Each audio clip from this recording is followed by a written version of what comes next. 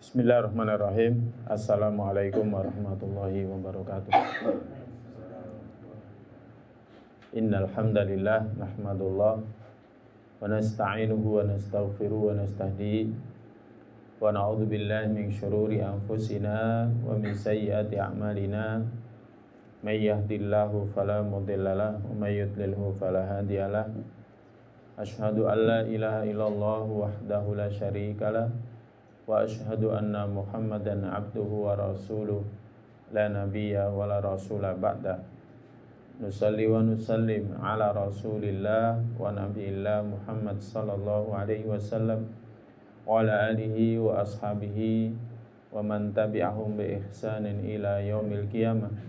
Amma ba'd, qala Allah ta'ala fi kitabil karim, a'udzu billahi minasyaitonir rajim. Ya ayyuhalladzina amanu taqullaha haqqa tuqatih wa la tamutunna illa wa antum muslimun. Al-ayah.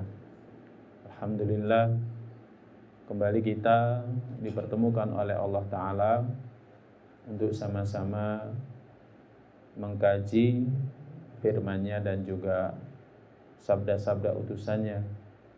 Pertemuan yang seharusnya membuat kita banyak bersyukur kepadanya, karena dengan pertemunya kita tanda Allah memberikan kepada kita banyak karunia-Nya, umur, nikmat yang tidak bisa dinilai dengan dunia beserta isinya. Orang punya dunia tapi tidak lama meninggalkannya, maka nggak ada manfaatnya dunia.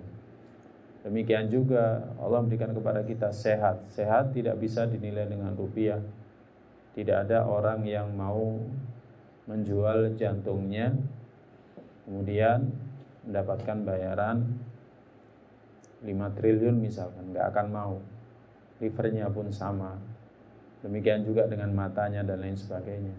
Apalagi nikmat hidayah Allah, nikmat yang senantiasa kita minta. Kita dalam sholat tidak minta dunia. Kita tidak minta apa-apa, kecuali dalam sholat setiap kali baca suratul Fatihah kita minta hidayah. Saat banyak orang terhalang dari hidayah, bahkan orang-orang spesial di sekeliling para utusannya terhalang dari mendapatkan hidayah. Kita jauh masanya dari Nabi kita sallallahu alaihi wasallam, tapi kita mendapatkan hidayah. Ya, Bapak Nabi Ibrahim terhalang mendapatkan hidayah. Istri Nabiullah Nuh, Nabiullah Lut alaihi wassalam terhalang mendapatkan hidayah. Anak Nabiullah Nuh terhalang mendapatkan hidayah. Ya, kemudian paman Nabi terhalang mendapatkan hidayah. Kita alhamdulillah kita mendapatkan hidayah. Nikmat yang adalah kita banyak bersyukur atas ini semuanya, dan semoga sampai akhirat kita mendapatkan hidayah. Tak lupa salawat serta salam adalah senantiasa kita sampaikan kepada Nabi kita Muhammad sallallahu alaihi wasallam. Dialah utusan Rabb kita untuk menyampaikan risalahnya kepada kita semua, termasuk yang malam hari ini kita akan mengkajinya, yang Nabi sallallahu alaihi wasallam tidaklah menyampaikan itu semua kecuali karena perintah Allah tentunya, karena kasih sayang ya kepada kita semua, agar kita bahagia, selamat dunia kita, akhirat kita. Sallallahu alaihi wasallam. Semoga kelak kita ketemu dengan beliau di telaganya dan minum dari air telaganya. Semoga kelak kita mendapatkan syafaatnya. Khotal iman jamaah sekalian yang dirahmati Allah, pertemuan malam hari ini kita melanjutkan masih dalam bab sabar. Dalam bab sabar, dan insyaallah kita akan bahas tentang kesabaran Nabi kita, dan juga nanti akan bahas kesabaran seorang sahabiyah, wanita sahabat. Ya, para jamaah sekalian yang dirahmati Allah, orang dulu sebelum kita bahas ini, orang dulu ketika mendengarkan satu hadis itu adalah ilmu yang sangat bermanfaat bagi mereka, dan mereka tidak menyesal kalau hanya melakukan perjalanan sekian lama kemudian dia hanya mendengarkan satu hadis, tidak sia-sia. Ya, kita semoga istiqomah walaupun sekali pertemuan hanya berapa hadis, tapi kita paham dan semoga nanti kita bisa mengamalkannya. Hadis yang ke-42 dari kitab Riyadhis Shalihin, masih dalam bab sabar. Hadis ini menjelaskan bagaimana kesabaran Nabi kita. Ibnu Mas'ud radhiyallahu ta'ala anhu pernah berkata, lamma kana yaum Hunain, tatkala hari peperangan Hunain. Ini perang yang terjadi setelah peristiwa Fathu Mekah. Dan kaum muslimin pada peperangan Hunain ini awal mulanya kalah. Jadi awal mulanya kalah. Ya. Kalah karena apa? Ada di antara kaum muslimin yang ujub. Karena ketika itu jumlah kaum muslimin mencapai 12.000 orang. 10.000 kaum muslimin yang berangkat dari Madinah menuju Mekah untuk Fathu Mekah, kemudian 2.000 penduduk Mekah yang masuk Islam setelah Fathu Mekah. Ada seorang yang mengatakan dan didengarkan oleh Nabi sallallahu alaihi wasallam, yang mana dia mengatakan lan nughlabal yauma an qillatin. Sekali-kali kita tidak akan pernah kalah karena bilangan yang sedikit, karena bilangan kaum muslim ketika itu sangat banyak. Tapi ternyata itu tidak disukai Nabi kita sallallahu alaihi wasallam karena ujub dengan bilangan yang banyak. Akhirnya di awal pertempuran kaum muslimin kalah, sampai akhirnya dengan keteguhan Nabi kita sallallahu alaihi wasallam memotivasi para sahabat, sampai akhirnya perang ini dimenangkan kaum muslimin. Ibnu Mas'ud radhiyallahu anhu mengisahkan, lamma kana yaum Hunain, pada hari peperangan Hunain, athara Rasulullah sallallahu alaihi wasallam nasan fil qismah. Rasulullah sallallahu alaihi wasallam mendahulukan orang-orang tertentu fil qismah, dalam pembagian harta rampasan perang. Fa'ata al-Aqra' bin Habis mi'ah minal ibil, maka Nabi memberikan kepada Al-Aqra' bin Habis 100 unta. Wa'ata Uyainah bin Hisan mithla dhalik, Nabi sallallahu alaihi wasallam memberikan kepada Uyainah bin Hisan seperti itu, yakni 100 ekor unta. Wa'ata nasan min asyrafil Arab, dan Nabi sallallahu alaihi wasallam memberikan orang-orang dari pemuka-pemuka orang Arab. Wa atharahum yauma idzin fil qismah, dan Nabi sallallahu alaihi wasallam mendahulukan mereka ketika itu dalam masalah pembagian. Faqala rajulun, kemudian setelah itu ada orang komentar. Wallahi inna hadhihi qismah ma'udila fiha, demi Allah pembagian ini tidak adil. Jadi ada seorang yang ketika itu berkata, demi Allah sesungguhnya pembagian ini tidak adil. Ma urida fiha wajhullah, pembagian ini tidak dimaksudkan mencari wajah Allah. Maka perawi daripada kisah ini, yakni Ibnu Mas'ud radhiyallahu ta'ala anhu berkata, faqultu, aku katakan, wallahi la ukhbiranna Rasulullah sallallahu alaihi wasallam, demi Allah aku benar-benar akan beritahukan kepada Rasulullah sallallahu alaihi wasallam. Fa'ataituhu, maka aku pun mendatanginya. Fa akhbartuhu bima qala, dan aku memberitahukan kepadanya apa yang dia katakan.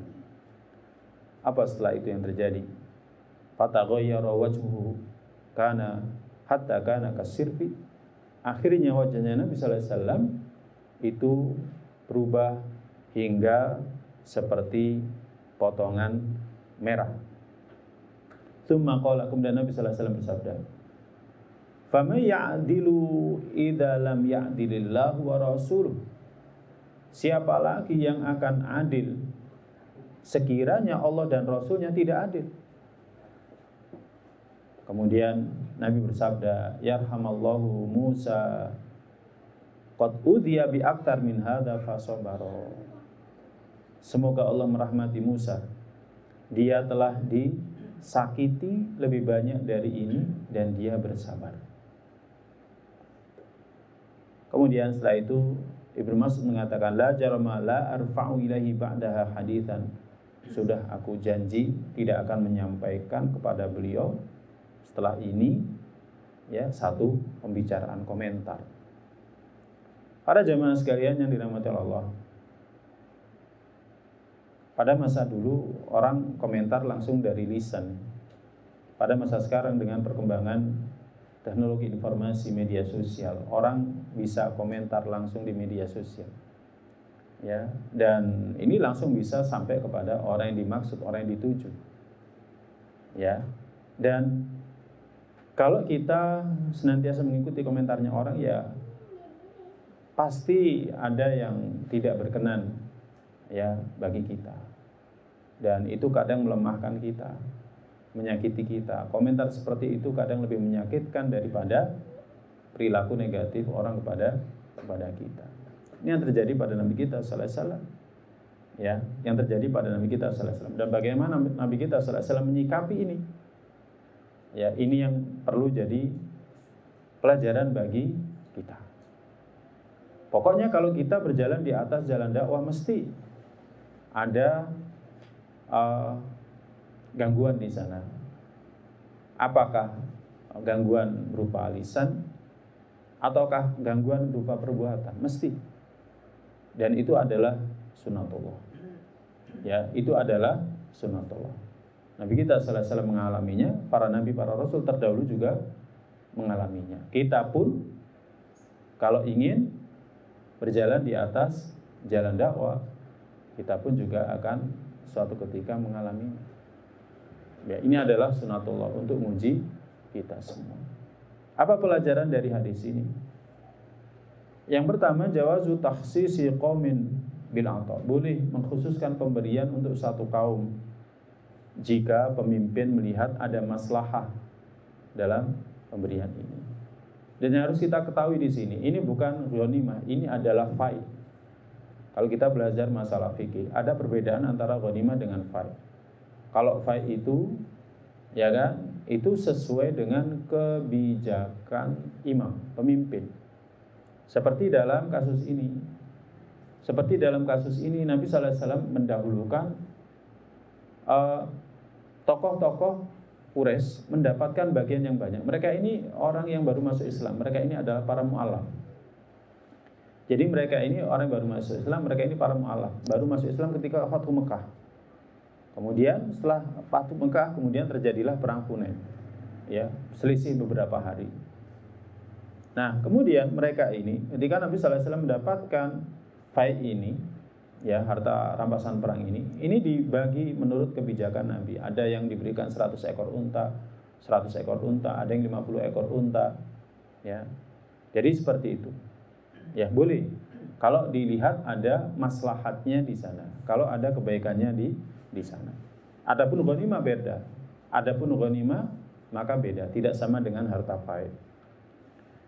Kemudian termasuk siasah syar'iyyah dalam dakwah adalah ta'liful qulub. Termasuk siasah syar'iyyah dalam dakwah adalah melembutkan hati para tokoh, orang yang punya kedudukan dengan apa yang mereka sukai.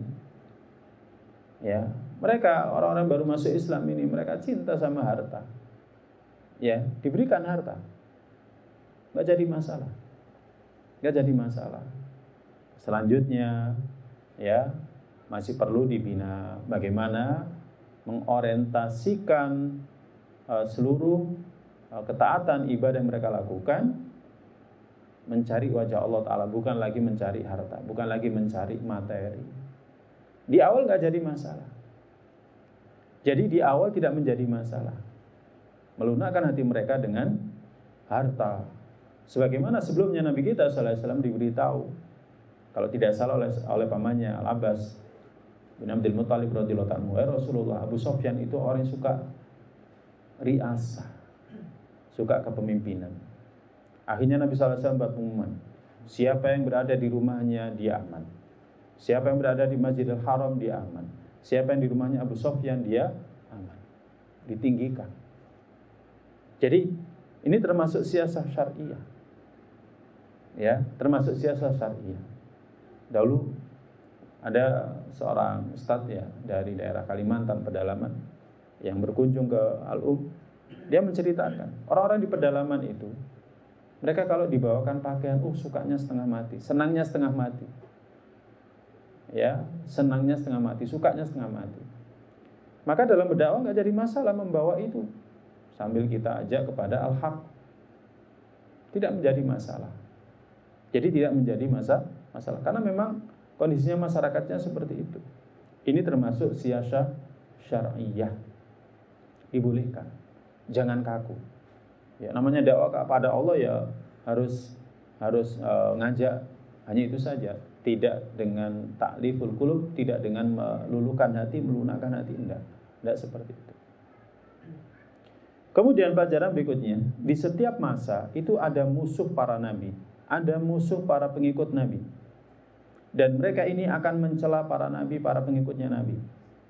Mereka akan membantah perkataan nabi, pengikutnya para nabi, dan mereka membuat mereka senantiasa ragu-ragu dalam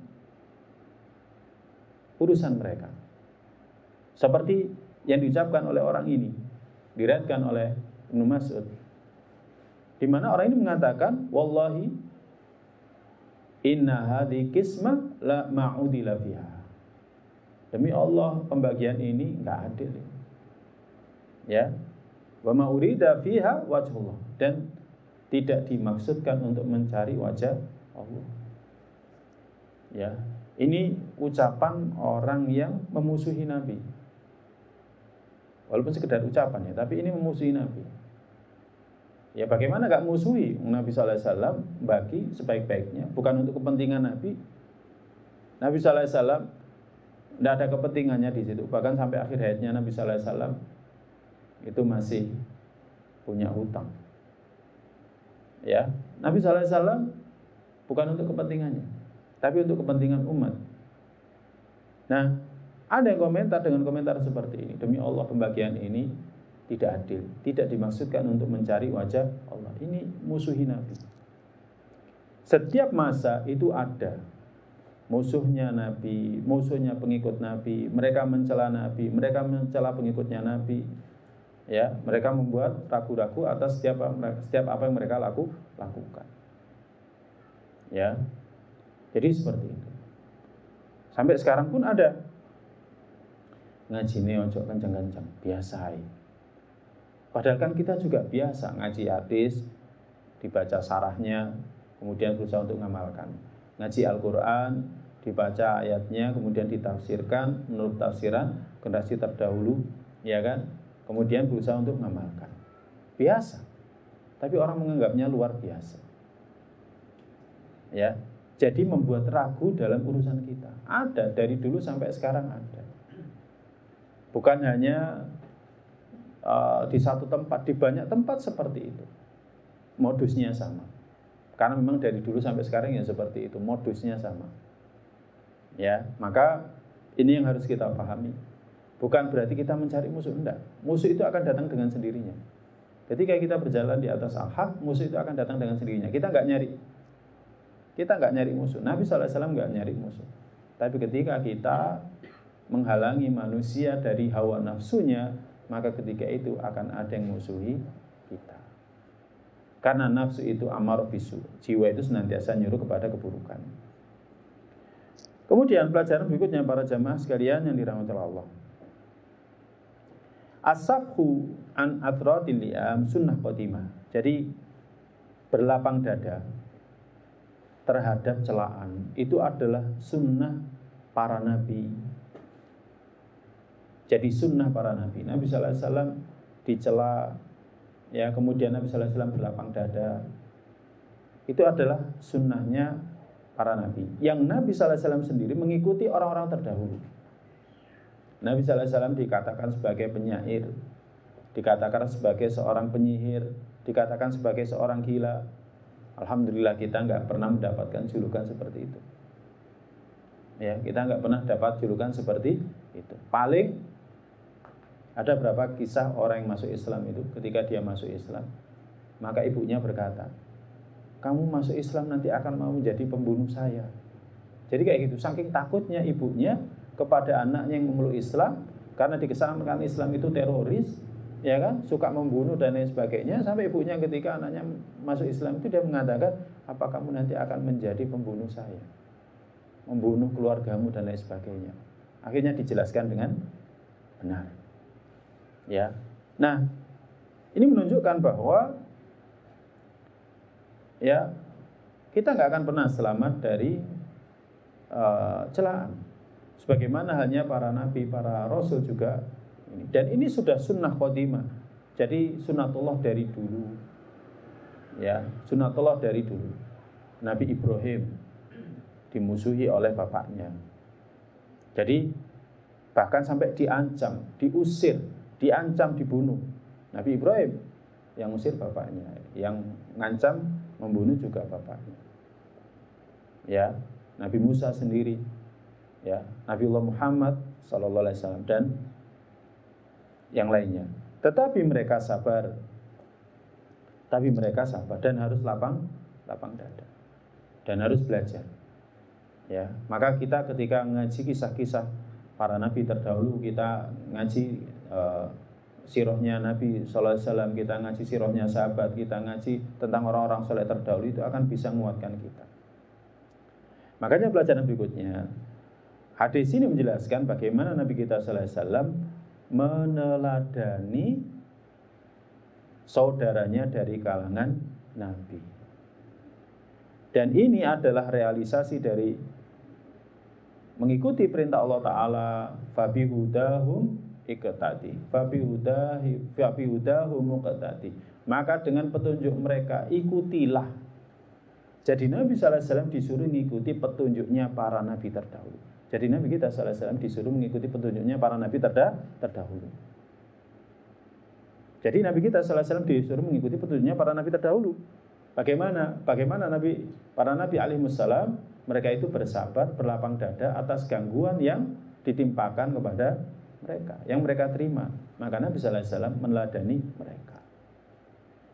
Ya, dari mana Nabi sallallahu alaihi wasallam tahu kisah-kisah mereka? Dari ayat-ayat Al-Quran yang Allah turunkan kepada Nabi yang mengisahkan tentang kisah para nabi, para rasul terdahulu.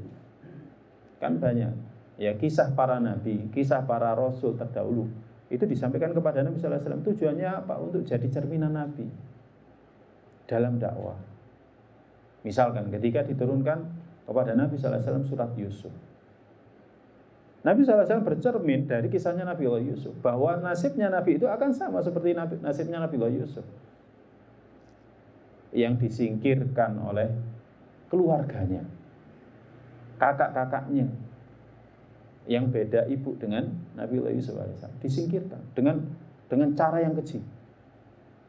Ya, dengan cara yang keji. Kemudian nasib yang dialami Nabiullah Yusuf alaihissalam bagaimana? Dia akhirnya dijadikan anak angkat. Enggak berlalu lama, akhirnya dia kena fitnah. Akhirnya dia dimasukkan ke dalam penjara. Dia kemudian bantu seseorang, ya kan, dengan menakwilkan mimpinya. Dia berharap dengan itu dia akan bisa keluar dari penjara itu, tapi ternyata Allah mengendaki yang lain. Nabiullah Yusuf diperintahkan untuk bersabar lebih lama lagi. Sampai akhirnya berlalu masa yang lama, kemudian tiba-tiba raja bermimpi, ya, melihat ada 7 ekor sapi yang yang gemuk memakan 7 ekor sapi yang kurus. Barulah kemudian setelah itu Nabiullah Yusuf alaihissalam menyebutkan jalan keluar. Akhirnya dia keluar dari. Nah, seolah-olah ini seperti yang dikatakan Syekh Shofir Rahman Barafuri dalam kitabnya Ar-Rahiqal Maktum. Seolah-olah Allah ingin mengajarkan kepada Nabi, memberitahukan kepada Nabi, nasibnya Nabi itu seperti itu. Tapi nanti akhirnya seperti halnya Nabiullah Yusuf alaihissalam mendapatkan akhir yang baik. Nah, ini para jamaah. Jadi surat Yusuf diturunkan agar Nabi mengikuti Nabiullah Yusuf alaihissalam. Diturunkan kisah-kisah Nabiullah Musa alaihissalam agar Nabi Muhammad mengikuti keteladanan daripada Nabiullah Musa alaihissalam. Ya. Dan ini sebenarnya juga berlaku bagi kita. Makanya ngaji sirah itu penting. Ngaji kisah para nabi, para rasul terdahulu itu penting. Bagaimana dakwah mereka alaihissalam, ya kan, agar kita ini teguh, agar kita ini kuat. Kalau misalkan kita merenung, ini ngaji pirang tahun, kita ngaji berapa bulan ini? Jamaahnya berapa? Nabiullah Yunus itu, ya, Nabiullah Yunus alaihissalam itu 80 tahun, pengikutnya cuma 3. Iya, pengikutnya cuma 3. Jadi seperti itu. Ada nabi, disebutkan dalam hadis Nabi, ada nabi pengikutnya cuma 10, ada nabi pengikutnya cuma 3, ada nabi pengikutnya cuma 2, ada cuma 1, ada seorang nabi yang tidak punya pengikut sama sekali. Nah, kalau kita tahu seperti ini, kita akan sabar. Ya, nggak putus asa. Mulai biyen ngadano ngaji jumlahnya sakmene nggak tambah-tambah wis buyar ae. Gitu. Nggak seperti itu. Ya. Kita yang berproses karena Allah Ta'ala, hasil Allah yang menentukan. Bukan kita. Bukan kita. Hasil itu yang menentukan Allah Ta'ala. Karena Allah yang memiliki segala sesuatunya. Pelajaran berikutnya, Nabi SAW, basyarun yata'athar bima yata'athar bihil basyar. Nabi SAW itu manusia. Dia juga terpengaruh sebagaimana hanya manusia pada umumnya terpengaruh. Ya, ketika ada yang komentar, ya, mengatakan inna hadi kismatun, ya, sesungguhnya pembagian ini tidak adil, ma'urida bihi wajhullah, tidak diinginkan, tidak dimaksudkan untuk mencari wajah Allah. Nabi SAW itu manusia biasa, dia juga terpengaruh sebagaimana manusia yang lain terpengaruh, terprovokasi, istilahnya sekarang, terprovokasi sebagaimana manusia yang lain terprovokasi. Nabi SAW manusia biasa, ya, dan kelihatan dari wajahnya. Cuman bedanya Nabi SAW bisa mengendalikan amarahnya, ya, dan kita harus belajar dari Nabi. Kita ketika terprovokasi, ketika terpengaruh, kita harus ingat ini. Kita harus ingat diantaranya kisah ini. Jangan sampai itu mempengaruhi kita, akhirnya kita tidak adil. Makanya komentar Nabi SAW ketika dikomentari seperti itu, maka Nabi SAW bersabda, "Fama ya'dil idza lam ya'dilillahu wa rasuluh." Siapa lagi yang bisa adil kalau Allah dan Rasulnya tidak adil? Kemudian Nabi bersabda, "Yarhamallahu Musa, yarhamullahu Musa, qad udhi aktar min hadza fasabara." Semoga Allah merahmati Musa, dia disakiti dengan yang lebih banyak dari ini, tapi dia bersabar. Dan pelajaran terakhir dari hadis ini, manusia yang paling adil, manusia yang paling besar takutnya kepada Allah, manusia yang paling banyak ilmunya tentang Allah, mereka adalah para rasul, mereka adalah para nabi. Ya, mereka adalah para rasul, mereka adalah para nabi. Mereka adalah orang yang paling adil. Mereka adalah orang yang paling takut kepada Allah, karena mereka mengenal Allah, mereka tahu siksanya Allah, mereka tahu keagungan Allah. Dan manusia yang paling banyak ilmunya adalah para rasul dan para nabi. Tapi kan Nabi nggak ngerti ilmu kelautan, detailnya laut. Nabi SAW dari dulu sudah memberitahukan tentang hakikat laut, ya, dalam ayat-ayatnya, dan ternyata para ilmuwan sekarang membenarkan apa yang disampaikan, dibawakan oleh Nabi kita SAW. Berarti Nabi ilmunya dalam, ya, cuman nggak perlu menjelaskan yang lebih detail dari itu, tapi yang pokoknya sudah disampaikan bahwa di dalam laut itu ada danau, di dalam laut ada sungai, kemudian di sana ada gelombang yang seperti gunung-gunung dan lain sebagainya. Di sana sangat gelap, gelap di atas kegelapan. Itu semuanya dijelaskan dalam Al-Quran dan ternyata sekarang dibenarkan oleh para ilmuwan. Ya, ini menunjukkan bahwa Nabi SAW itu ilmunya paling tinggi jika dibandingkan dengan yang lainnya. Wallahu a'lam bishawab. Ada pembahasan tersendiri tentang masalah ini. Kemudian hadis yang ke-43, hadis yang diriwayatkan dari Anas radhiyallahu ta'ala anhu. Dia mengatakan Nabi sallallahu alaihi wasallam pernah bersabda, "Idza aradallahu bi 'abdihi khairan, ajjala lahul 'uqubata fid dunya." Idza aradallahu, jika Allah mengendaki bi 'abdihi untuk hambanya khairan, kebaikan, maka ajjala lahul 'uqubah fid dunya, maka Allah segerakan untuknya balasan atau akibat atau siksa dalam kehidupan dunia kalau Allah ingin kebaikan untuk seorang hamba. Wa idza aradallahu bi 'abdihi syarra, dan jika Allah mengendaki untuk hambanya keburukan, amsaka anhu bi dzambi, maka Allah tahan darinya dengan dosanya, ditahan, enggak dapat akibat, enggak dapat siksa, enggak dapat balasan, hatta yuwafiya bihi yaumil qiyamah, hingga Allah tunaikan balasannya pada hari kiamat. Jadi kalau ada orang melakukan perbuatan dosa, kemudian langsung tuntas balasannya dalam kehidupan dunia, itu berarti Allah ingin dia kebaikan. Kemudian dengan balasan itu dia taubat. Ya. Jadi misalkan korupsi, kemudian ketahuan, kemudian dia taubat, istighfar, itu berarti Allah ingin kepada dia kebaikan. Tapi kalau dia korupsi, kemudian nggak ketahuan, dia jaya dalam kehidupan dunianya, hati-hati. Ya, hati-hati. Karena Allah mengendaki keburukan pada dia. Nanti balasannya dalam kehidupan akhir. Kita melakukan perbuatan dosa, kemudian lancar jaya. Hati-hati. Hati-hati. Ya, bisa saja Allah mengendaki keburukan untuk kita. Karena apa? Allah nanti akan membalas keburukan yang kita lakukan dalam kehidupan akhir. Siksa akhir itu sangat keras, syadid. Siksa akhir itu sangat menyakitkan, sangat pedih, menyakitkan, alim. Ya, kalau Allah ingin keburukan. Tapi kalau Allah ingin kebaikan untuk kita, Allah segerakan. Kita melakukan dosa, langsung dibayar akibatnya dalam kehidupan dunia. Berarti Allah ingin kebaikan untuk kita. Nabi SAW juga bersabda, Inna idhamal jazai ma'a idhamil bala. Sesungguhnya besarnya balasan seiring dengan besarnya bala. Semakin bala kita ini besar, berarti balasannya besar. Semakin sakit kita ini keras, berarti balasannya besar. Wa innallaha ta'ala idza ahabba qauman ibtalahum. Dan sesungguhnya Allah jika dia mencintai suatu kaum, Allah akan uji dia. Ya, Allah akan uji dia untuk menunjukkan apakah cintanya itu tulus. Faman radiya falahu ridha wa man sakhita falahu sukh. Maka siapa yang rela baginya kerelaan, keridhaan, tapi siapa yang murka maka baginya kemurkaan. Jadi para jamaah, kalau ada orang di akhir hayatnya dia sakit keras, tapi dia tetap di atas kesolehan, itu tanda Allah cinta sama dia.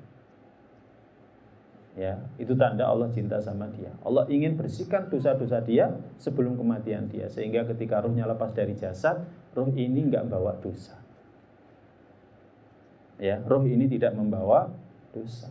Jadi itu sebenarnya tanda cinta. Ketika bala yang diterima oleh orang yang salih, orang yang beriman itu besar, itu tanda cinta. Nabi kita sallallahu alaihi wasallam, ya, itu ketika akhir hayatnya sakit. Dan sakitnya melebihi sakitnya orang dari kita. Bahkan dikatakan, ya, innama'u aku karojulaini minkum. Saya itu sakit seperti dua orang sakitnya dari kalian. Jadi pernah ketika Nabi sallallahu alaihi wasallam sakit panas, saking panasnya itu sampai dipegang selimutnya terasa panas. Saking panasnya, saking sakitnya Nabi sallallahu alaihi wasallam. Nah, kenapa seperti itu? Para ulama menyebutkan tidak lain dan tidak bukan untuk meninggikan derajatnya, karena ujiannya semakin berat. Orang kalau ujiannya semakin berat kan berarti derajatnya tinggi. Ya, anak SMA itu kalau misalkan dia anaknya bodoh, ya ujiannya ya biasa-biasa saja. Jangan diuji dengan ujian yang berat-berat. Tapi kalau anaknya pinter, maka untuk menunjukkan derajat dia tinggi, akhirnya dikasih soal-soal ujian yang sangat berat. Kasih ini bisa, kasih ini bisa, kasih ini bisa. Orangnya ini pintar. Nah, seperti itu. Ini adalah tanda cinta. Apa pelajaran dari hadis ini? Dalam kitab ini disebutkan yang pertama, ta'jilul uqubah fid dunya ammaratu khairin. Ya. Siksa balasan atas perbuatan dosa dalam kehidupan dunia itu tanda kebaikan. Aradahullahu bi abdihi, yang Allah inginkan untuk hambanya. Karena apa? Ini adalah kafarah. Ini adalah penghapus dosa. Ya, ini adalah penghapus dosa. Makanya kalau kita seorang sakit, ya, di antara hiburan yang harus kita sampaikan kepada dia adalah la ba'sa tahurun insyaallah. Enggak apa-apa, ini insyaallah menghapuskan dosa-dosa. Ya, kalau misalkan orangnya yang diajak bicara itu paham, ucapkan itu. Tapi kalau nggak paham, ya pakai bahasa Indonesia saja. Oh, nggak apa-apa. Insya Allah ini akan bisa menghapuskan dosa-dosa. Jadi itu tanda cinta. Ammaratu khairin. tanda kebaikan dari Allah. Nah sebaliknya, pelajaran yang kedua, azab akhirat itu lebih keras. Wa angka, jadi asyaddu wa angka, lebih keras, lebih menyakitkan. Karena Allah berfirman, fa yauma idzil la yu'adzibu 'adzabahu ahad. Pada hari itu tidak ada yang bisa menyiksa seperti siksaan Allah. Tidak ada satupun yang bisa seperti menyiksa siksaan Allah. Kalau kita pernah melihat ada orang disiksa di dunia ya.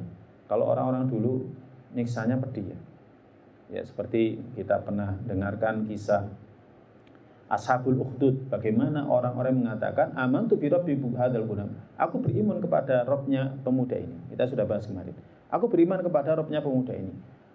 Mereka hanya mengatakan itu, konsekuensinya mereka dibakar.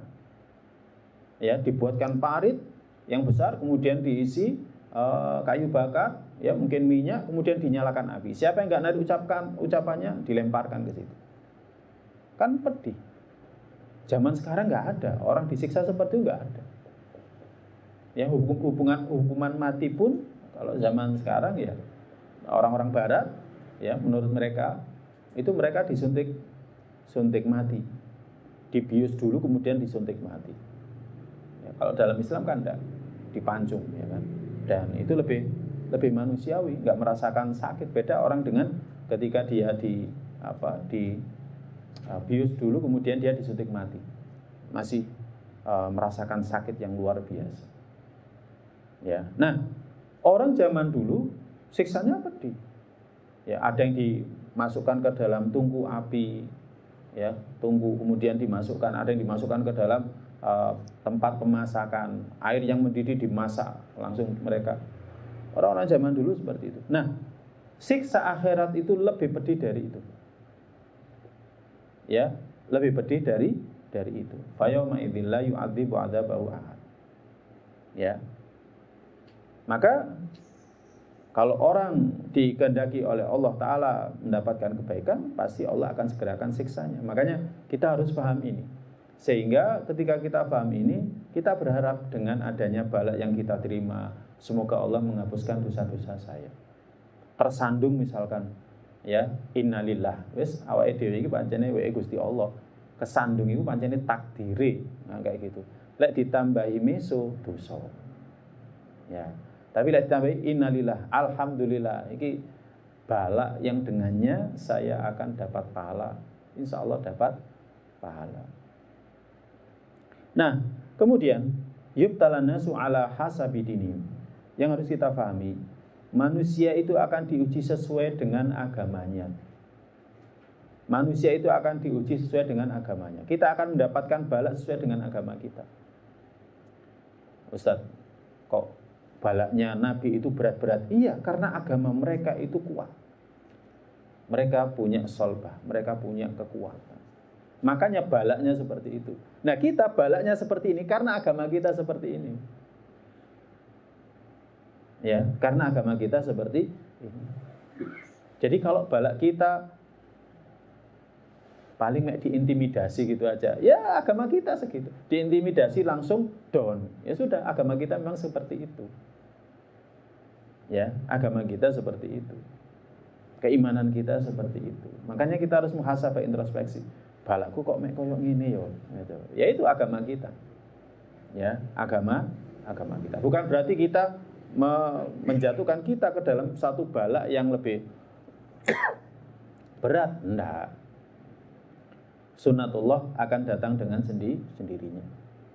Ya, sunnatullah akan datang dengan sendirinya. Tapi yang jelas, ya ini adalah tanda cinta dari Allah Ta'ala. Semakin orang itu dicintai oleh Allah, maka balaknya semakin berat. Dan balak itu macam-macam.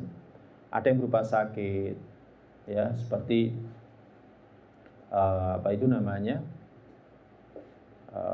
Nabiullah Ayub sakit. Ada yang balaknya nggak punya keturunan sampai tua. Nabi siapa? Zakaria. Ada yang balaknya dari orang tuanya, ya seperti Nabi Ibrahim. Ya bapaknya sendiri adalah pemahat berhala. Ada yang balaknya dari anak, siapa? Nabi Nuh. Ada yang balaknya dari istrinya, Ya, Nabi Lot sama Nabi Nuh. Ada yang balaknya dari suaminya siapa? Asia, istrinya Fir'aun. Ya, jadi setiap orang akan dapat ujian sesuai dengan agama. Tapi balaknya macam-macam, bukan hanya di jalan dakwah. Kalau Nabi kita SAW komplit sudah. Nabi kita SAW itu komplit. Ujiannya di banyak hal. Ya, keluarga siapa? Pamannya sendiri. Sampai akhir hayat Abu Thalib nggak mengucapkan syahadah, ya, nggak mengucapkan syahadah. Padahal seumur-umur dia membela dakwahnya Nabi. Kemudian musuh terbesarnya ya pamannya sendiri. Orang-orang Quraisy itu mau menyakiti Nabi itu sungkan. Karena apa? Karena makomnya Nabi. Nabi itu nasab paling tinggi, punya nasab paling tinggi. Kalau belajar ilmu nasabnya Nabi paling tinggi. Makanya orang-orang itu sungkan ketika nyakiti Nabi. Tapi ketika pamannya Nabi Sallallahu Alaihi Wasallam, yakni Abu Lahab, berani nyakiti Nabi, akhirnya yang lain berani nyakiti. Ya, jadi balanya Nabi di pamannya ada, dari kerabat sendiri ada. Ya, kemudian yang lainnya ya banyak. Jadi seperti itu. Jadi sesuai dengan agama mereka. Pelajaran berikutnya, as-sabru 'alal masaib, sabar terhadap musibah dan sakit akan menghapuskan dosa-dosa. Ya, musibah apapun akan menghapuskan dosa-dosa. Maka pelajaran berikutnya, hendaklah seorang mukmin ridho dengan bala yang dia terima dan tidak putus asa apalagi murka. Jadi tidak putus asa apalagi murka. Yang terakhir, di antara tanda dihapuskannya dosa ketika seseorang itu sabar. Jadi kalau misalkan ada bala kita sabar, itu tanda dosa kita diampuni. Jadi kalau kita mendapatkan bala kemudian kita sabar, itu tanda dosa kita diampuni. Tapi kalau kita kena bala kemudian murka, itu tanda dosa kita tidak diampuni, malah tambah dosa. Wallahu a'lam. Sekarang kita lanjutkan dengan hadis ke-44. Ini kisah kesabaran wanita sahabiyah. Ya. Yakni Ummu Sulaim radhiyallahu ta'ala. Ini ibu-ibu ya. Diriwayatkan dari Anas radhiyallahu ta'ala, Anas bin Malik. Anas bin Malik ini ya anaknya Ummu Sulaim. Dia mengatakan kana ibnun li Abi Thalha, ada seorang anak dari Abi Thalha radhiyallahu anhu yastaki, dia sakit. Anak ini dalam satu riwayat disebutkan namanya Abu Umair. Ya, Abu Umair. Nah, yang pernah diguyoni sama Nabi. Karena dia punya peliharaan burung kecil. Ya, ketika burung kecilnya mati, dia nangis, kemudian diguyoni sama Nabi. Ya Abu Umair, ma fa'alan Nughair. Abu Umair, apa yang dilakukan oleh Nughair? Jadi diguyoni sama Nabi. Imam Syafi'i rahimahullah ta'ala pernah disebutkan dalam satu riwayat, itu untuk merenungkan hadis ini saja, itu sampai semalaman enggak tidur. Sehingga wudhu isya itu dipakai untuk wudhu sholat subuh. Itu. Ya, karena merenungi hadis ini. Yakni hadis, Abu Umair, apa yang terjadi pada Nughair, burung kecilmu? Coba, cuman hadis seperti itu ternyata, ya kalau orang pinter itu ya banyak sekali mengambil faedah hadis. Kalau kita, apa isine? Ya, hanya guyon sama burung, kok ada faedah hadisnya? Mungkin ya karena makom kita seperti itu. Nah, anak ini sakit. Fa kharaja Abu Thalha, maka Abu Thalha keluar untuk safar, faqubidas sabi, maka anak itu pun meninggal. Falamma raja Abu Thalha, maka tatkala Abu Thalha kembali, qala, dia berkata, ma fa'ala ibni, apa yang dilakukan anakku? Qalat Ummu Sulaim, maka Ummu Sulaim berkata, wa ya Ummu Sabi, ini adalah ibu dari anak ini. Huwa askanu makana, dia sekarang lebih tenang jika dibandingkan sebelumnya. Faqarrabat ilaihil asya'a fata'asya, maka Ummu Sulaim pun menghidangkan untuk suaminya Abu Thalha makan malam, fata'asya, maka dia pun makan malam. Tsumma asaba minha, kemudian dia menggauli istrinya karena lama enggak ketemu sama istrinya, ditinggal safar. Falamma faragha, maka tatkala dia selesai dari hajatnya, qalat, Ummu Sulaim berkata, waru as-sabiya, orang-orang sudah mengebumikan anakmu. Falamma asbaha, maka tatkala pagi hari Abu Thalha ata Rasulullah sallallahu alaihi wasallam, Abu Talha mendatangi Rasulullah sallallahu alaihi wasallam fa akhbarahu dan beritahukannya. Faqala, maka Nabi bersabda, "Arrastumul laila?" Apakah kamu semalam nikah? Maksudnya apakah kamu semalam hubungan suami istri jima? Maka Abu Talha mengatakan iya. Kemudian Nabi mendoakan, Allahumma barik lahuma, ya Allah berkahilah untuk keduanya. Fawaladat gulaman, maka akhirnya lahirlah dari hubungan suami istri pada malam itu, lahirlah gulaman, seorang anak. Faqala li Abu Talha, maka Abu Talha berkata kepadaku, yakni kepada Anas bin Malik ini, anak sambungnya, ihmilhu hatta ta'tiya bihin nabiyya, bawa anak ini sampai engkau membawanya ke Nabi. Faba'ata ma'ahu bitamradin, maka dia pun membawakan bersamanya beberapa kurma, ya. Faqala, kemudian Nabi bersabda, amahu syai, apakah dia dibawakan sesuatu bayi ini? Maka Anas mengatakan iya. Tamrod, ada berapa kurma? Fa akhadhahan Nabi famadaghaha, maka kemudian Nabi mengambil kurma itu dan dikunyah. Tsumma akhadhaha min fi, kemudian diambil kunyahan itu dari mulutnya. Fa ja'ala fi fai as-sabi, kemudian diletakkan di bibir anak itu. Tsumma hannaqahu, kemudian ditahnik. Tahnik tadi itu diletakkan di bibirnya. Wasammahu Abdullah, dan Nabi menamainya Abdullah. Muttafaq alaih. Dalam riwayat Bukhari disebutkan, Ibnu Uyainah mengatakan, ada seorang dari Ansor berkata, faru'aitu tis'ata aulad, maka aku melihat ada 9 anak dari anak Abdullah ini. Kulluhum qad qara'ul Qur'an, semuanya sudah hafal Al-Qur'an. Yakni min auladi Abdillah al-Maulud, yakni dari keturunannya Abdullah. Jadi anak yang didoakan Nabi ini. Jadi ketika bapaknya, ya, Abu Talha sama Ummu Sulaim ini hubungan suami istri, kemudian Abu Talha menceritakan esoknya kepada Nabi sallallahu alaihi wasallam, kemudian didoakan. Maka dari situ akhirnya hamil seorang anak. Anak itu lahir namanya Abdullah, dan dari Abdullah ini lahir 9 anak, semuanya hafidz Al-Qur'an. Ya. Berkah doanya Nabi, dan yang enggak kalah penting adalah sabarnya seorang istri. Dan bagaimana dia menyikapi kondisi berat seperti ini. Dalam riwayat Muslim diceritakan, anaknya Abu Talha ini mati, anak dari Ummu Sulaim. Maka Ummu Sulaim berkata kepada keluarganya, la tuhadditsu Abu Talha bibni, kalian enggak usah ngomong kepada Abu Talha tentang anaknya. Hatta akuna ana ukhaditsu, aku saja nanti yang ngomong. Jadi kalian enggak usah ngomong, yang ngomong nanti aku. Faja, akhirnya Abu Talha datang, faqarabat ilaihi asya'an fa'akala wasariba. Akhirnya Abu Talha datang dari perjalanan, kemudian istrinya ini menghidangkan untuknya makan malam, maka Abu Talha makan dan minum. Tsumma tasanna'at lahu ahsana ma kanat tasanna' qabla dzalik. Kemudian Ummu Sulaim ini pun berhias dengan hiasan yang sangat cantik, melebihi dari yang sebelumnya. Fawaqa'a abiha, akhirnya Abu Talha pun karena lama enggak ketemu istrinya, kangen lihat istrinya sangat cantik. Fawaqa'a abiha, akhirnya pun menggauli istrinya. Falamma an ra'at annahu qad syabi'a, maka tatkala Ummu Sulaim melihat bahwa suaminya sudah puas, ya, sudah kenyang dari makan malam, sudah kebutuhan batinnya sudah terpenuhi, maka Ummu Sulaim berkata, ya Abu Talha, ya Abu Talha, ara'aita law anna qauman a'aru 'ariyatahum ala bait, menurutmu kalau ada orang-orang yang nitipkan barang titipannya kepada satu keluarga, fatalabu 'ariyatahum, kemudian mereka minta lagi barang titipan itu, alahum am yamna'uhum, apakah mereka boleh menahan barang titipan itu dari mereka? Maka Abu Talha mengatakan, la, enggak boleh.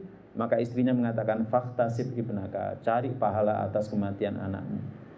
Akhirnya Anas menceritakan, faqadiba, marah.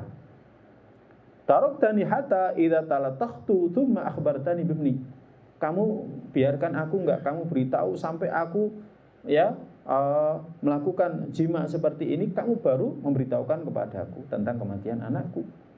Akhirnya pun dia fangtolako menuju ke Nabi, hatta ata Rasulullah sallallahu alaihi wasallam, sampai mendatangi Nabi. Kemudian menceritakan. Maka Nabi bersabda, barakallahu fi lailatikuma, semoga Allah memberkahi malam kalian berdua. Akhirnya pun dia hamil. Jadi dari urus malam hari itu, urus itu artinya jima, ya. Urus. Jadi dari urus malam hari itu, ya kan, akhirnya diberkahi hamil seorang anak, dan anak itu menjadi seperti yang tadi disebutkan dalam riwayat di atas. Nah, para jamaah sekalian yang dirahmati Allah, banyak pelajaran tentang peristiwa ini. Yang pertama, berhiasnya seorang wanita untuk suaminya yang akhirnya mendorong suaminya jima. Ya, ini di antara amal salih yang bisa dilakukan seorang wanita yang tentunya akan dapat pahala, karena ini ditetapkan oleh Nabi. Jadi yang diceritakan oleh Abu Talha kepada Nabi sallallahu alaihi wasallam, maka Nabi sallallahu alaihi wasallam bersabda, "Arastum adillaila, apakah kamu semalam akhirnya jima?" Iya. Artinya apa yang dilakukan oleh Ummu Sulaim, yakni berhias untuk suaminya, akhirnya menjadikan suaminya tertarik sama istrinya, kemudian jima. Ini amal saleh. Maka sekali lagi, wanita itu berhias untuk suaminya, bukan untuk suami orang lain. Jangan berhias untuk suami orang lain. Ya, malah nambah dosa. Tapi untuk suaminya. Ya. Kemudian disebutkan di sini ijtihatul mar'a fi amalin salih zaujiha. Yakni usahanya seorang wanita ya untuk melayani suaminya, qiyam ala khidmati, sebagaimana dilakukan oleh Ummu Sulaim. Ya, menghidangkan makan malam sampai suaminya makan malam, kemudian dia berhias, ya. Maka sekali lagi ini adalah amal saleh. Ya, makanya wanita itu sebenarnya masuk surganya gampang. Dalam hadis disebutkan, kalau ingin wanita masuk surga dari pintu mana saja, itu disebutkan dalam hadis, ya, idza shallatil mar'atu khamsaha wa shamat syahraha wa ata'at ba'laha wa hafizat farjaha qilat khuli min ayyi abwabil jannati syi'ti. Kama qala. Jika seorang wanita itu sholat yang 5 waktu, enggak perlu sholat sunnah, enggak perlu tahajud, kemudian puasa di bulan Ramadan, enggak perlu puasa sunnah, kemudian dia taat kepada suaminya, kemudian yang terakhir menjaga kemaluannya, nanti dalam kehidupan akhir dikatakan masuk surga dari pintu mana saja, silahkan. Wanita seperti itu. Ya, wanita seperti itu. Makanya ya melayani suami itu termasuk ibadah. Ya, termasuk ibadah. Ya, maka jangan sia-siakan kesempatan ini. Bagaimana seorang istri menjaga agamanya suami. Karena di luar rumah itu banyak sekali godaan. Apalagi sekarang ada HBU, tambah banyak godaannya. Ya, kalau kerja ke pasar aja, mana ada orang wanita ke pasar yang nggak bersoleh? Nggak ada. Ya, laki-laki yang kerja di pasar ya sama. Laki-laki yang kerja di kantor, kemudian di kantornya ya sana masih ikhtilat itu kan. Nggak apa ada ceritanya wanita yang kerja di kantor juga nggak macak semuanya.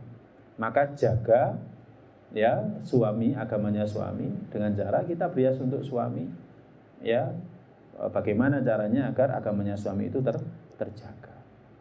Jadi seperti itu. Ya, ini. Kemudian disyariatkannya al-ma'arid, menyampaikan kata kiasan, ya seperti yang dilakukan oleh Ummu Sulaim ketika kondisinya darurat, ya, dan syaratnya tidak ada kebatilan di dalamnya. Dalam kasus ini nggak ada, ya, di mana ketika Ummu Sulaim berkata, "Wahai Abu Talha, kalau ada orang-orang yang nitipkan barangnya ke pemilik rumah, kemudian suatu ketika dia ngambil barang titipannya itu, pemilik rumah apa boleh menahannya?" Oh, enggak boleh. Kemudian dia mengatakan, "Fahtasib bibnika, cari pahala atas kematian anakmu."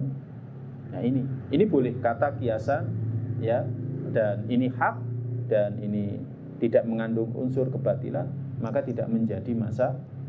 Boleh, yang demikian ini diperbolehkan, ya, menggunakan kata-kata kiasan. Nah, para jamaah yang dirahmati Allah, pelajaran yang lain, hadis ini menjelaskan tentang keadaan Ummu Sulaim. Ini saya sampaikan dulu tentang pelajaran kaitannya dengan Ummu Sulaim. Bagaimana kesabaran dia, bagaimana kuatnya agama dia, kuatnya keyakinan dia, Ummu Sulaim radhiyallahu ta'ala anha. Ya. Jadi bagaimana kuatnya agama dia, bagaimana kuatnya kesabaran dia. Kalau orang tua kehilangan anak, itu yang paling sedih itu adalah perempuan. Apalagi misalkan lahir meninggal. Ya, wis sakit ditambah lagi sakit. Tapi kalau melahirkan hidup, sakitnya itu hilang. Jadi kalau misalkan ada wanita melahirkan kemudian kandungannya itu akhirnya meninggal, bayi yang dilahirkan itu meninggal gitu kan, itu udah sakit ditambah lagi sakit di atas sakit. Tapi kalau yang dilahirkan itu sehat, gemuk, menyenangkan gitu kan, ya sudah, sakitnya melahirkan itu akan hilang. Ya, akan hilang. Demikian juga ketika anak ini sudah dewasa, mesti ibu yang paling sakit, karena biasanya anak itu kan dekatnya kan mesti kepada ibunya jika dibandingkan dengan bapaknya. Ya. Nah, ini menjelaskan bagaimana kesabaran Ummu Sulaim. Ketika suaminya pulang, bukan sampai niki kerja gak mulai-mulai, anake loro, kan. Kalau sekarang kan langsung ditelepon. Ya, langsung ditelepon. Jangankan anaknya sakit, kucingnya mati aja ditelepon. Saya pernah dulu ada teman itu lagi kerja di telepon, "Mas, kucingnya mati." Ya kuburan. Masa kerja di kongkon boleh itu kan. Muslim enggak. Ketika suaminya datang enggak diomeli. Apa yang dilakukan? Ya, disiapkan makan malam. Dia berhias. Tahu suaminya ini lama enggak ketemu sama perempuan yang halal. Akhirnya ketemu, kemudian jima. Ya, nah ini kalau bukan wanita sabar nggak mungkin. Kalau wanita yang imannya nggak kuat nggak mungkin. Ya, nggak mungkin. Maka ini pelajaran yang baik bagi ummahat. Dan sebenarnya kuatnya iman atau akidahnya Ummu Sulaim itu kelihatan ketika dia pertama kali dilamar oleh Abu Talha. Ketika itu musyrik, maharnya adalah tanah. Jadi maharnya tanah. Jadi maharnya itu sangat besar. Tapi ditolak mentah-mentah. Enggak, saya enggak mau. Karena kamu musyrik. Terus ditanya, apa yang menjadikan dia bisa diterima? Dia bisa diterima kalau dia masuk Islam. Ya, dan dia cukup minta mahar perihal keislaman Abu Talha. Akhirnya pun diterima. Nah ini. Jadi menunjukkan Ummu Sulaim ini orang yang kuat. Ya, orang yang kuat, wanita yang imannya kuat. Dan ketika Nabi sallallahu alaihi wasallam datang juga menunjukkan ini. Ketika Nabi sallallahu alaihi wasallam datang ke Madinah, Ummu Sulaim ini bawa Anas bin Malik. Ini perawi kisah ini Anas bin Malik. Ketika dia datang kepada Nabi, orang-orang kan mesti bawa apa-apa untuk Nabi, dibawakan apa-apa untuk Nabi. Wahai Rasulullah, ini untuk Anda. Ummu Sulaim enggak bawa apa-apa. Wahai Rasulullah, saya enggak punya apa-apa, tapi saya punya anak ini yang akan melayani Anda. Makanya akhirnya sahabat Anas termasuk sahabat yang paling banyak meriwayatkan hadis. Ini para jamaah yang dirahmati oleh Allah Ta'ala. Kemudian pelajaran yang lain, sedikit lagi ya. Doanya Nabi itu mustajab. Bagaimana Nabi sallallahu alaihi wasallam mendoakan orang yang Ummu Sulaim, langsung doanya diijabahi, ya. Dan keberkahannya apa? Dari anak yang dilahirkan ketika itu lahirlah 9 anak yang seluruhnya qara'u Al-Qur'an, seluruhnya adalah qari', seluruhnya adalah orang hafid Al-Qur'an. Ya, dan pelajaran yang terakhir, buah dari kesabaran apa? Kalau kita sabar, pasti Allah akan ganti dengan yang lebih baik. Jadi Allah akan ganti dengan yang lebih baik. Ya. Jadi dalam kasus ini bagaimana Allah mengganti ya keturunan yang lebih baik. Allah lebih tahu. Allah lebih tahu. Makanya kita harus senantiasa husnudzon. Udah, innalillah, kita sesungguhnya milik Allah dan kita akan kembali kepadanya. Pasti akan diganti. Ada orang yang meyakini ya masalah ini, dia pernah terkena musibah itu seperti itu. Dia bilang istrinya, "Wis to sing sabar. Iku mari ngono diganti dengan yang lebih baik." Ternyata benar. Setelah musibah, beberapa jam setelahnya itu diganti. Anaknya itu mau dioperasi, nggak jadi operasi. Dokternya bilang, "Oh ini diagnosanya sudah baik, nggak usah operasi." Nah ini suratnya bagaimana dok, yang kemarin direkomendasikan untuk operasi bulan Desember? Gak usah, kondisinya sudah baik. Akhirnya dibilang, ya kan, buktinya diganti. Kita dapat musibah, kemudian diganti dengan yang lebih baik. Jadi seperti itu. Jadi banyak para jamaah ketika kita sabar, ya kan, atas yang ditetapkan oleh Allah, kemudian kita mencari pahala, ya, dan minta ganti kepada Allah Ta'ala, pasti akan diganti. Nabi SAW pernah mengajarkan kepada Ummu Salamah radhiyallahu ta'ala anha doa ketika suaminya Ummu Salamah meninggal, ya, baca ini, Allahumma jurni fi musibati wa akhluf li khairan. Ya Allah, berikanlah aku pahala atas musibahku dan gantikanlah aku dengan yang lebih baik. Akhirnya Ummu Salamah mendapatkan ganti. Ketika ditanya siapa yang bisa menggantikan kedudukan Ummu Salamah, Abu Salamah di sisi saya, tidak ada. Tapi ketika dia dilamar oleh Nabi, tentu Nabi lebih baik daripada Ummu Salamah, daripada Abu Salamah. Wallahu a'lam bishawab. Ya, mungkin ini yang bisa kita kaji pada pertemuan kali ini. Ada yang mau ditanyakan? Cukup? Tidak ada? Biasanya tidak ada. Oke, nanti mawon. Ya, sambil ramah-tamah kita bisa diskusi. Semoga Allah Ta'ala memberikan kepada kita taufiknya, memberikan kepada kita hidayahnya untuk senantiasa istiqomah, taat takwa kepadanya, mencari ilmunya. Semoga Allah memberikan keberkahan untuk kita semua. Allahumma inna nas'aluka ilman nafi'an wa rizqan thayyiban wa amalan mutaqabbala. Allahumma qina adzabaka yauma tab'atu ibadaka. Allahumma inna ala dzikrika wa syukrika wa husni ibadatik. Kita akhiri dengan doa penutup majelis. Subhanakallahumma bihamdika asyhadu an la ilaha illa anta astaghfiruka wa atubu ilaik. Assalamualaikum warahmatullahi wabarakatuh.